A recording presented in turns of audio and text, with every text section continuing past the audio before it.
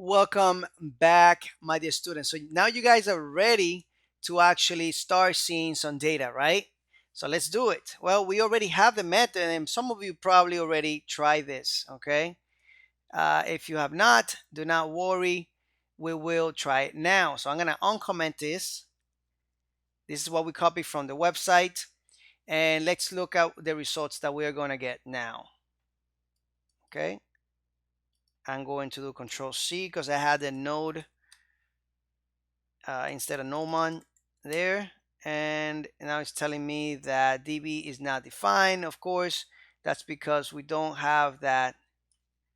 There we go. Make sure that you have that client DB object out. And let's do that again. Come back here and you can see that it is connected. And now we're getting all our data out in a array. Okay. So now we can loop through that if we wanted to and start getting some data out, right?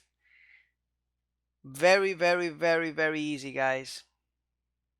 Okay, that's all for this lecture. It was short, right?